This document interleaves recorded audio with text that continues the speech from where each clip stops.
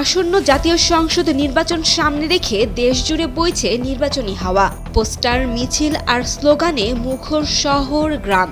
তবে এই উৎসবের আমেজ যেন ছুঁয়ে দেখছে না সাভার ও আশুলিয়ার বিশাল এক জনগোষ্ঠীকে।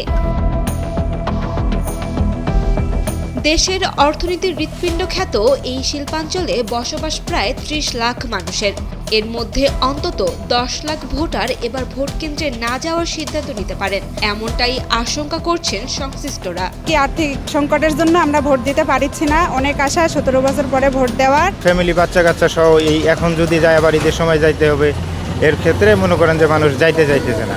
না যাওয়ার সম্ভাবনা বেশিরভাগ শ্রমিকই যাবে না, কারণ সবারই বাড়ি দূরে, বেশিরভাগ শ্রমিকে যাইতে চায় না।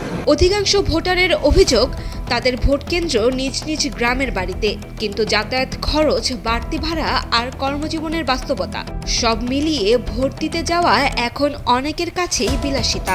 12 তারিখ আগে আমাদের রুম ভাড়া আছে, অনেক আছে, তারপরে মনে করেন সামনে ঈদ আছে, এই সামনে রমজান চলে আসছে, রমজানের বাজার সদাই সব মোটবাট মিলে অনেক কিছু ব্যয়বহুল খরচ আছে আমাদের।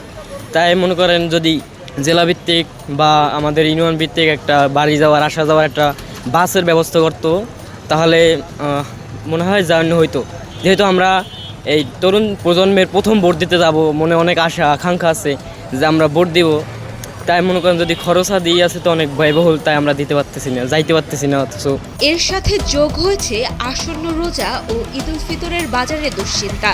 সীমিত আয়ের শ্রমিকদের কাছে পরিবারের প্রয়োজনীয় এখন অগ্রাধিকার পাচ্ছে ভোটাধিকার প্রয়োগের চেয়ে। তো আমাদের গার্মেন্টস সেক্টরের শ্রমিক ভাই বোনেরাও যাওয়ার জন্য অত্যন্ত আগ্রহী আছে। আমরা তাদের সাথে কথা বলেছি, তারা আমাদেরকে আশ্বস্ত করেছে তারা অনেকে যাবে, আবার অনেকে ভিন্ন মত পোষণ করেছে। তাদের অনেক প্রতিবন্ধকতা রয়েছে বলে তারা আমাদেরকে জানিয়েছে। তার মধ্যে রয়েছে যেমন অর্থনৈতিক একটা বিষয় আছে। যদি তারা বলেছেন যে যদি ওই দিন তাদের যাতায়াতের জন্য সমস্ত গাড়ি, বাস এগুলো বা ট্রেন এগুলো বিশেষ কোনো ব্যবস্থা করা হতো। শ্রমিক নেতারা বলছেন, নির্বাচনের সময় পরিবহন সংকটে ভাড়া কয়েক গুণ বেড়ে যায়।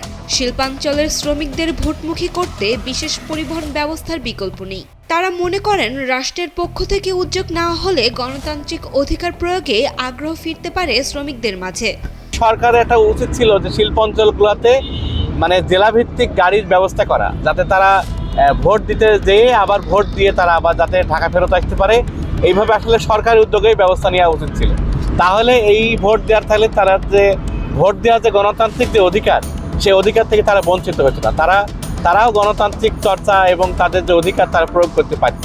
ভোটের উৎসব কি কেবল সামর্থ্যবানদের জন্যই থাকবে, নাকি অভাবী শ্রমিকদের আঙুলেও পড়বে ভোটের কালি? সে প্রশ্নই এখন ঘুরপাক খাচ্ছে সাভার আশুলিয়ার শ্রমিকদের মাঝে।